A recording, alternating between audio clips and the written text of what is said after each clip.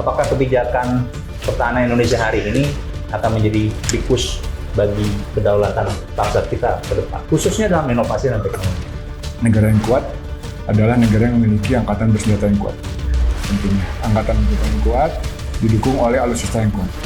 Ini itu adalah high value, low volume object. Apa yang terbang itu? Barangnya kecil, harganya mahal sekali. Pada teknologi canggih apapun itu gitu.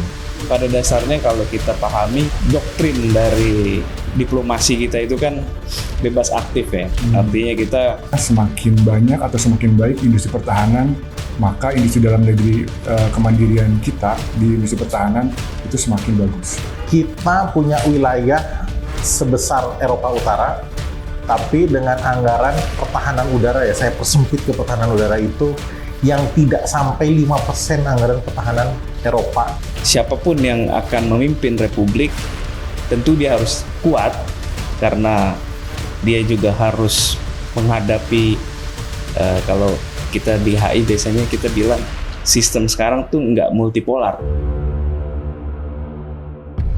Pembelian alat utama sistem senjata kita hari ini sudah berkembang lebih jauh karena Januari kemarin kita sudah sepakat dengan Prancis dalam pembelian pesawat tempur Rafale sebanyak 42 buah. Walaupun ada persoalan, kita ternyata baru bisa siap mengoperasikannya sekitar 6 tahun kemudian. Jadi dengan pembelian alat utama sistem senjata atau alutsista yang terbaru ini, kita berarti menjadi negara pertama di Asia Tenggara dan di Asia Pasifik yang memiliki pesawat tempur generasi 4,5, dan itu luar biasa. Karena kalau kita tidak segera berkembang melakukan semacam dorongan besar atau big push dalam pertahanan, dan tentu saja kita berbicara tentang inovasi dan teknologinya, saya kira kita akan terus tertinggal dengan kekuatan-kekuatan regional lainnya di Asia Pasifik dan Asia Tenggara. Nah, karena isu ini sangat menarik, Discordia kali ini akan berbicara tentang persoalan geopolitik, pertahanan nasional, dan inovasi yang tujuannya kita bicaranya lebih ke hal yang optimis. Apakah kebijakan pertahanan Indonesia hari ini akan menjadi big push bagi kedaulatan bangsa kita ke depan, khususnya dalam inovasi dan teknologi. Maka saya mengundang beberapa teman saya yang expert dalam bidangnya.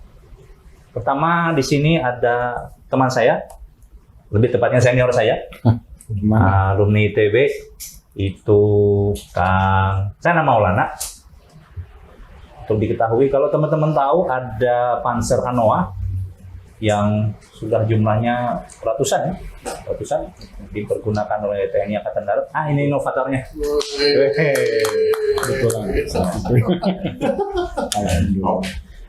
Jadi dulu kalau zaman revolusi tentara kita pejalan kaki, sekarang udah pasukan mekanis. Ini yang berkontribusi. Dua dari yang punya karya-karya dalam bidang penerbangan, tapi kayaknya classified ya. Classified ya kan? Nah, classified. Ini apa aja, observer dan antusias. Ya. Observer dalam teknologi penerbangan. Ini senior saya juga.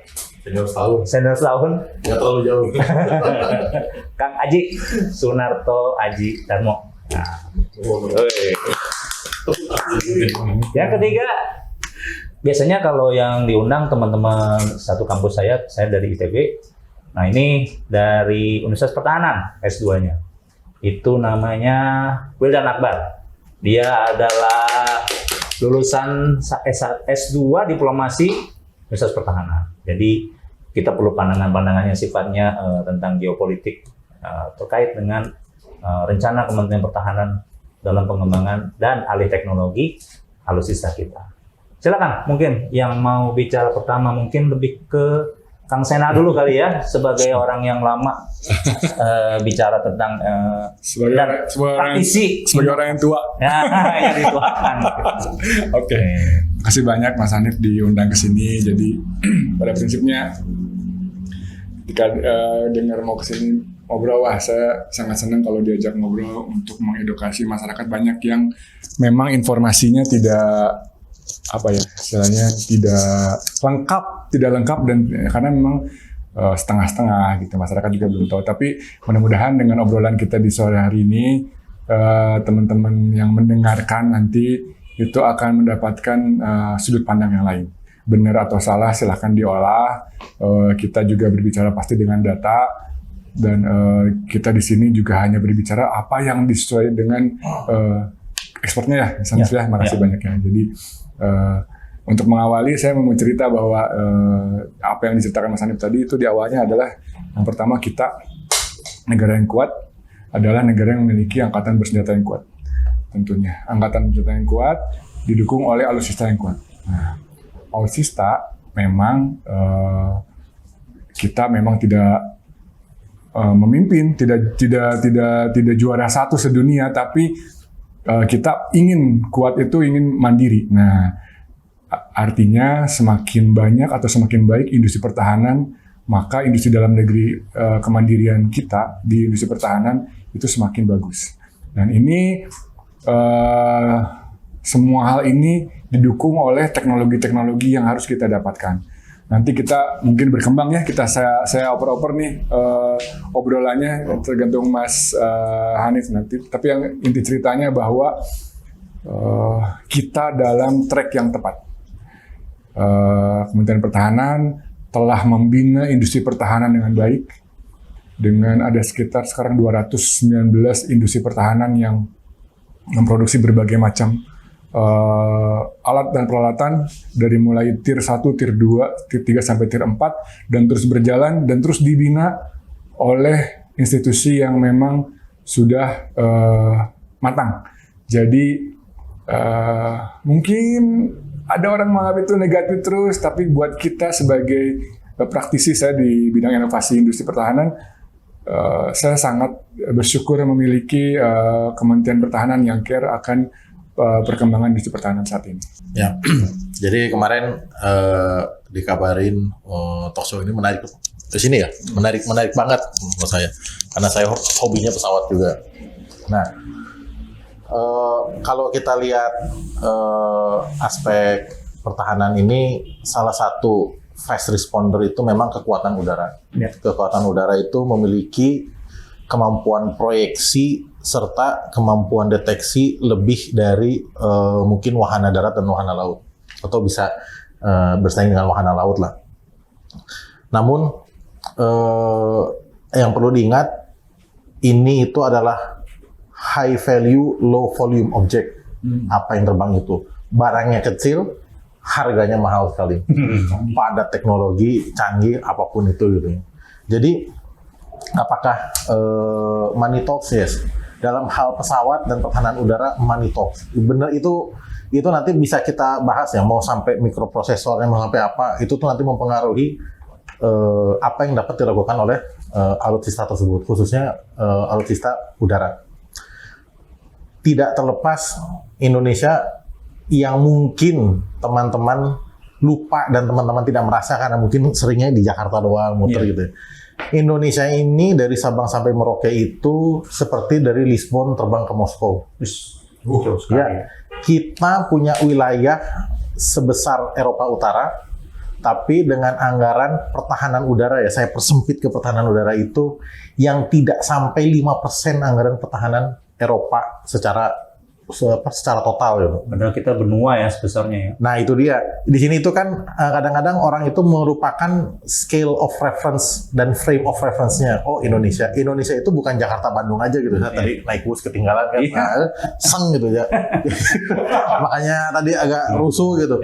Nah kita karena mungkin tidak terbiasa membayangkan betapa besarnya Indonesia ini, sehingga kita itu mudah sekali memberikan cap mahal gitu ya. Mahal atau tidak itu lihat dulu yang mau diurusnya besar atau enggak di sini. Apalagi teknologi ini khususnya untuk pesawat tempur ini tidak lepas dari political decision and political alignment. Memangnya oke lah, punya duit beli Lamborghini, datang ke dealer nih duit, bisa beli nggak Lamborghini? Iya. Belum tentu, dicek dulu. Oh bapak siapa, boleh punya Lamborghini. Ferrari juga sama kan, dia memastikan tidak merusak brand image-nya tersebut. Apalagi beli pesawat tempur, jangan diginiin, jangan digituin. Nanti Pak tunggu dulu antriannya, sama seperti itu. Jadi selain kebutuhannya Indonesia ini sangat-sangat minus ya, kondisinya sekarang itu sangat-sangat membutuhkan.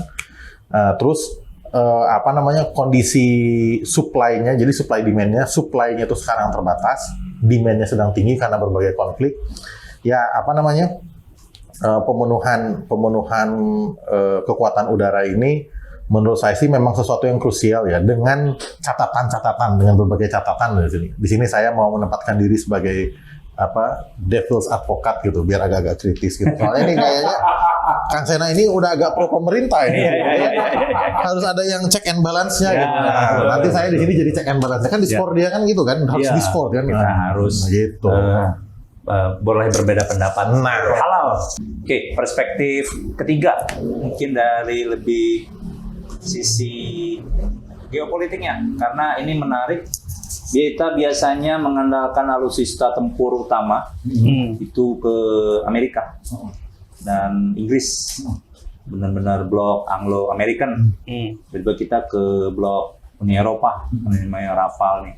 Sebelum-sebelumnya kan isunya bahkan ingin membeli pesawat Mirage ya 2000 ya. Tapi kita bukan bahas tentang alutsistanya kalau dari sisi geopolitik. Nah, kira-kira nih ada dampak geopolitik apa nih, Kang Wildan, untuk kedepannya? Ya, saya sedikit melengkapi aja ya, karena bicara alutsista ini kan sudah ada expert ya. Cuma ini dari helikopter view aja, karena ketika kita bicara hari ini Indonesia sedang menjajaki lah kerjasama dengan Perancis, dengan Uni Eropa. Artinya kan dalam masa-masa ke depan, kalau dalam konteks hubungan internasional, kita punya potensi ke depan untuk lebih terbuka ya, karena kita ketahui pada 10 tahun belakangan konteks hubungan internasional kita, kalau kita mengacu kepada konsep-konsep realism, itu kita punya dependensi dengan negara-negara tertentu ya. Ya kan. Ya specifically kita bisa lihat ke Tiongkok seperti itu kan. Kalau ini di luar konteks alutsista. Kita punya perjanjian dagang, kita punya perjanjian investasi, lebih ke dependensi ekonomi maksudnya. Dependensi ekonomi, belum teknologi ya. Artinya kan ini membuka peluang ke depan bahwa hubungan internasional kita itu lebih berwarna lah. Ya. Itu kan satu. Yang kedua, mengurangi kadar dependensi kita, kadar ketergantungan kita kepada satu blok atau poros tertentu ya. Karena memang pada dasarnya kalau kita pahami doktrin dari diplomasi kita itu kan bebas aktif ya. Artinya kita bebas bergaul dengan negara-negara manapun dan aktif dalam pergaulan internasional seperti itu, dan isu-isu yang sedang berjalan di internasional. Nah, memang tadi seperti yang Kang Aji katakan bahwa pemerintahan hari ini tentu sudah menjalani semua prosesnya di industri pertahanan, di diplomasinya antar negara gitu ya. Tapi memang dependensi atau ketergantungan kita itu ke depan dengan kita punya kerjasama dengan Uni Eropa, pembelian alutsista Rafale. Ini kan ke depan kita punya harapan bahwa Indonesia ini bisa kayak masa-masanya Soekarno dulu. Gitu. Artinya bisa mengayu di bahkan bukan 2 karang tapi berkarang-karang. Berkarang-karang kita bisa ya. Seperti itu, karena kita tidak punya ketergantungan. Kita punya poros backing tapi kita main di Ganevo dan sebagainya. Nah, artinya ya ke depan kita punya harapan siapapun yang akan memimpin Republik tentu dia harus kuat, karena dia juga harus menghadapi kalau kita di HI biasanya kita bilang sistem sekarang tuh nggak multipolar tapi masih bipolar. Masih kalau dulu 2 negara, sekarang 2 kutub, 2 aliansi, US dan tentunya NATO, ya koalisi China dan Rusia, seperti itu. Nah, dengan sistem neo bipolar yang hari ini, ya kita mau kemana? Kita akan seperti apa? Apakah kita akan jadi pasar dalam konteks perdagangan internasional atau pasar dalam konteks industri pertahanan, atau kita setelah tadi Kang Sena bilang akan ada proses dalam jangka yang middle sampai panjang itu ada TOT, atau kita bisa jadi epicentrum juga ya, paling tidak untuk negara-negara Asia Tenggara ya, kira-kira seperti itu ya. Menarik dari 3 perspektif ya. Pertama, kita sebenarnya mampu dan sudah punya jalan yang tepat dalam kebijakan yang sudah dilaksanakan, bukan hanya rencana lagi ya, sudah pelaksanaan. Kedua, kita memang harus melihat dari perspektif keamanan itu memang mahal tapi harus kita hadirkan, karena negara, buat apa kalau ada negara tidak bisa menghadirkan keamanan negara, keamanan nasional. Dan ketiga, dari situ kita punya satu potensi untuk kembali menjadi epicentrum geopolitik dunia karena letak strategis kita. Nah, tapi kita sedikit agak mungkin jangan tegang-tegang kayak udah politik, geopolitik. Saya pengen nanya deh sama Kang Sena nih sebagai inovator. Kang, kalau zaman saya SD melihat film G30S ya, itu kan yang paling akhir biasanya yang nggak pernah saya tonton. Pas tahun 2000-an udah muncul YouTube, saya tonton itu ternyata Panzer yang mengangkut jenazah-jenazah pahlawan revolusi itu masih kita gunakan. Sekitar saya nonton tahun 2003, saya baru masuk kampus IPB. Ternyata Panzer ini masih kita pakai, Saladin ya kalau nggak salah ya, Saracen. Kemudian circa 2006, tahun 2006 kita udah punya Anwar.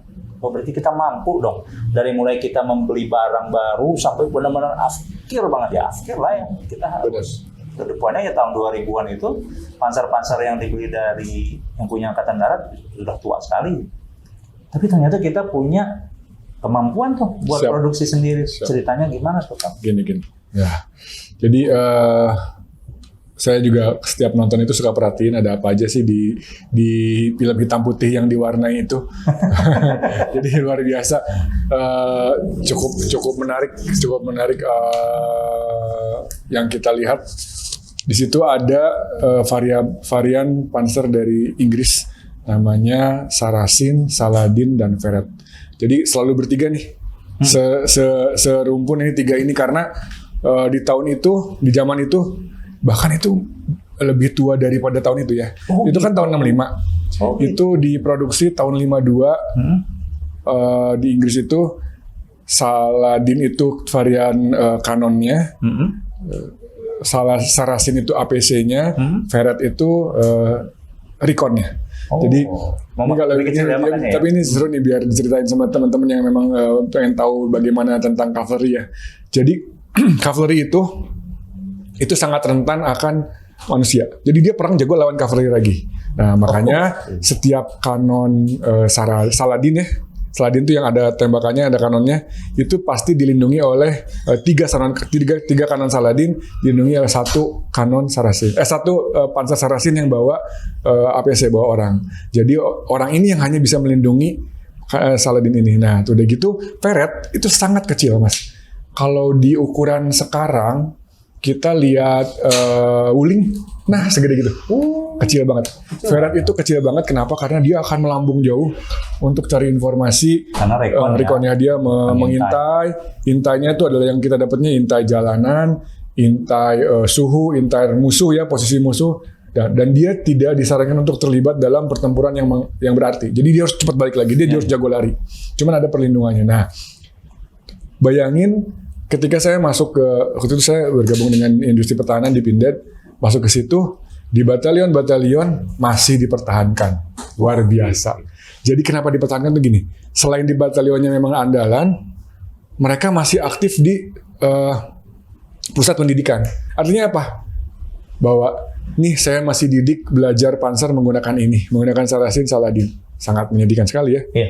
Sangat menyedihkan. Nah, lama semakin rusak. Kalau misalnya setiap mau jalan, keluhannya bukan overheat lagi, tapi Pak, setiap satu kali jalan olinya habis. Oh, gitu. Nah, jadi setiap jalan tuh bukan isi bensin doang, tapi isi oli juga. Artinya udah rawan banget. Nah, nah, akhirnya di saat itu kita milih untuk kalau gitu ini kita bangkit ya, kita buat panser sendiri. Mungkin sekali. Terus dari Mabes TNI saat itu bilang kita harus pilih yang mana nih. Nah, pemilihan ini juga penting. Ini dalam rangka saya menceritakan bagaimana proses kreativitas ya. Dan ini adalah benar-benar 100% anak bangsa. Saat itu memang sudah bingung kalau mau beli itu tidak mudah. Nah, satu lagi. Ini cerita mundur di tahun 97. 97 kita terlibat dalam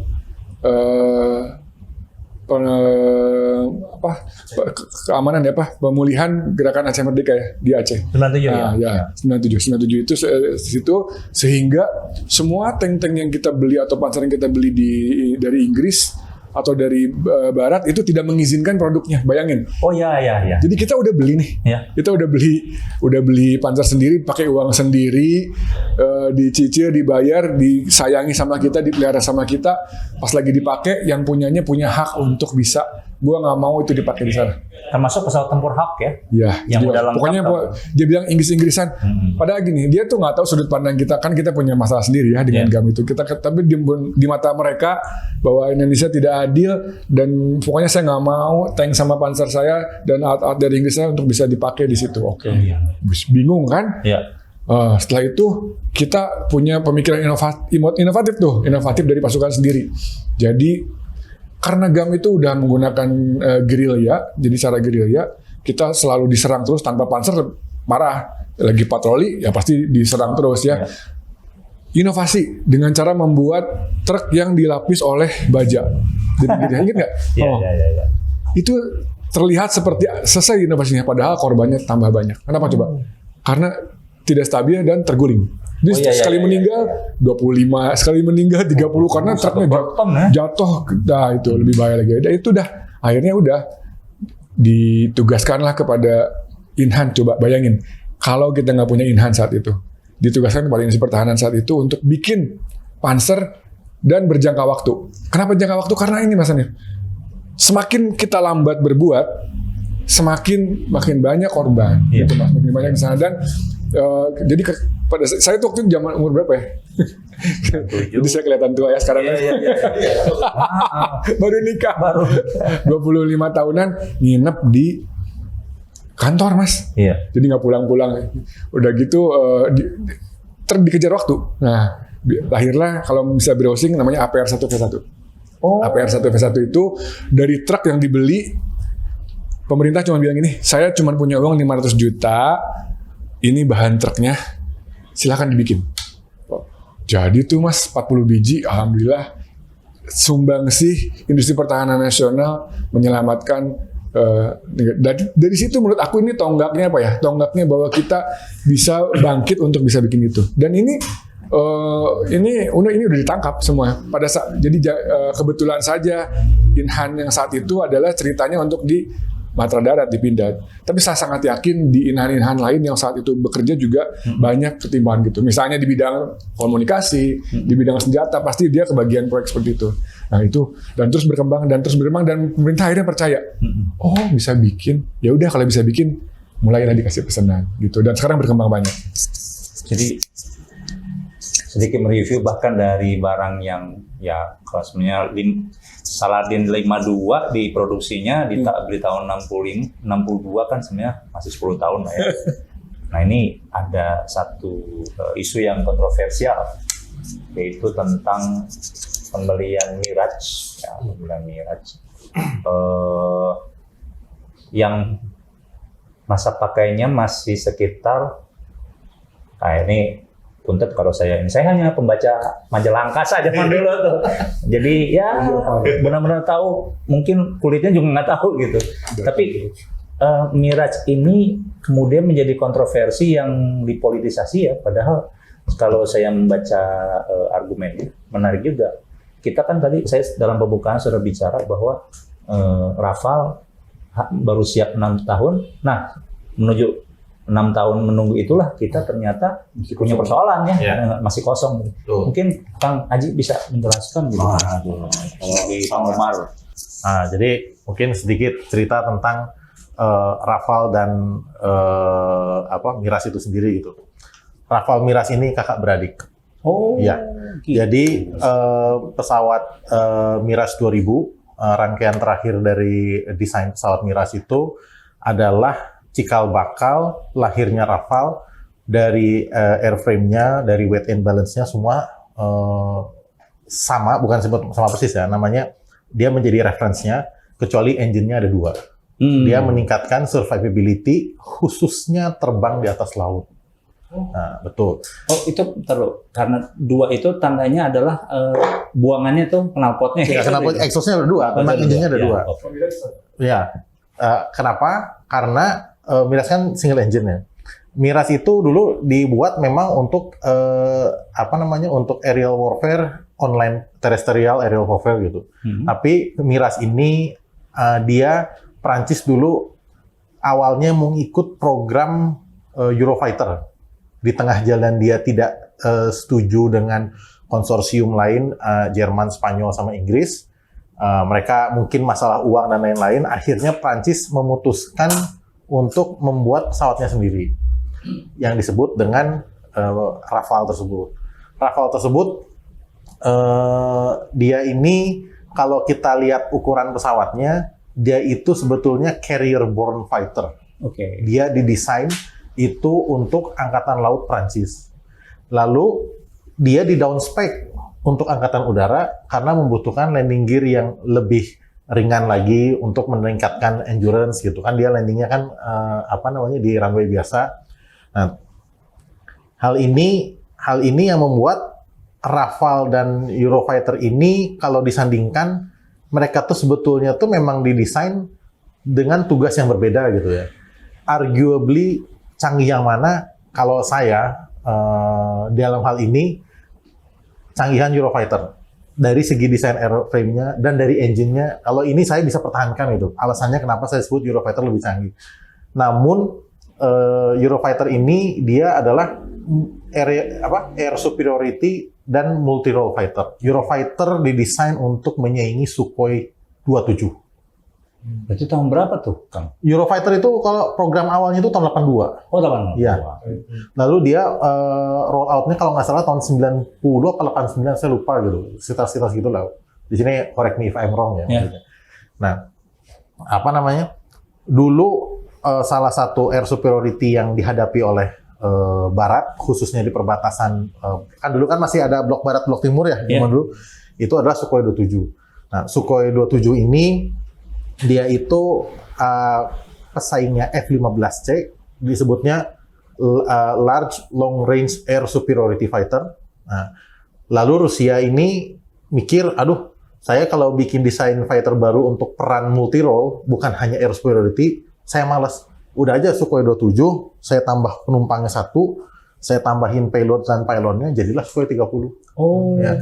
Jadi, apa sih yang membedakan air superiority dengan multi-role fighter gitu? Kalau multi-role, multi-peran, dia kan fungsinya banyak. Kalau air superiority itu satu, berjaya di langit. Jadi, dia harus punya kecepatan yang paling cepat, altitude yang paling tinggi. Syaratnya cuma itu, untuk bawa senjata. Sedangkan, untuk mencapai hal tersebut, di atmosfer tipis, dia pesawatnya harus punya wing loading yang relatif lebih ringan, dan sehingga hanya bisa membawa payload yang terbatas. Jadi, wah, saya dulu Sukhoi mau bikin Sukhoi 30 mau nyerang kapal induk, saya bawa rudalnya berat. Ya udah nggak apa-apa, bawa aja, tapi altitude-nya tuh terbangnya lebih rendah. nggak setinggi yang Sukhoi 27. Nah, disitulah peran-perannya. Nah, nanti yang mengcover mereka itu air superiority fighter-nya tersebut. Oh, Itu. Nah, itulah kenapa ada F-15C dan F-15E Strike Eagle. Kan ada dua macam F-15. Oh iya. Terus kenapa di Amerika ada F-18? Nah, F-18 ini sebetulnya inspirasinya Rafale tersebut. Oh. Saya membuat satu fighter untuk kebutuhan Prancis yang dia itu bisa serve minimal Western Europe gitu ya, Western Europe dan carrier fight dengan ukuran segini. Jadi Rafale itu di bawah Sukhoi ukurannya, di atas F-16. Saya nggak nyebut pesawat nanggung ya, memang karena perannya desainnya seperti itu gitu. Terus ini balik lagi ke yang tadi ya, yang masalah Rafale dan itu Mirage. Kalau ditanya apakah saya setuju atau pendapat saya tentang pembelian pesawat Mirage itu, menurut saya kita masih bisa beli pesawat aja udah untung gitu. Di saat sekarang ini dapur produksi pesawat tempur itu full itu kita tuh nggak bisa yang namanya beli pesawat terus datang gitu ya tahun depan gitu ya. Bahkan 3 tahun itu udah kecepatan sebetulnya. Hampir nggak mungkin. Belum lagi transisi dan lain-lain. Jadi membawa pesawat fighter yang ready dengan segala PR dan problematikanya gitu ya, demi mewujudkan itu nggak masalah. Dan perlu diingat pesawat Sukhoi-nya Indonesia saat ini tidak ready semua. Oh, itulah classified atau apa? Ini sensor kalau classified ya. Udah pada tahu ya. Pesawat Sukhoi-nya Indonesia itu tidak ready semua karena kita memiliki kesulitan dengan CATSA. Jadi counter adversary APAC gitu ya dari Amerika gitu. Jadi Amerika akan menghukum siapa saja yang berurusan dengan musuhnya Amerika. Oh, iya. Saat ini Korea Utara, Iran dan Rusia itu masuk di CATSA tersebut. Jadi kita kalau mau nyervis Sukhoi, kita nggak bisa bayar Rusia. Kan kita mau beli Sukhoi aja dulu, mau syaratnya udah kita beli karena nggak bisa bayar gitu ya. Dulu kita nekat-nekatan aja mau ngelempar CATSA, ya udah tukeran sama minyak sawit gitu ya, sama ketan gitu. Cuman Rusianya nggak mau. Nah di situ. Jadi karena kondisinya Indonesia ini sangat minus kekuatan udaranya, minus itu benar-benar kurang gitu ya. Dan heavyweight fighter kita satu-satunya itu cuma satu. Heavyweight fighter kita tuh cuma Sukhoi, nggak ada lagi. F-16 itu anak kecil gitu kalau di peperangan udara itu. Dia pesawat generasi keberapa kalau F-16? F-16 itu 4 yang di kita itu. Yang di kita itu kalau nggak salah F-16A dan B ya. Nah ini sedikit juga. F-16A dan B dengan F-16C dan D yang dipakai US Air Force itu mesinnya aja udah beda.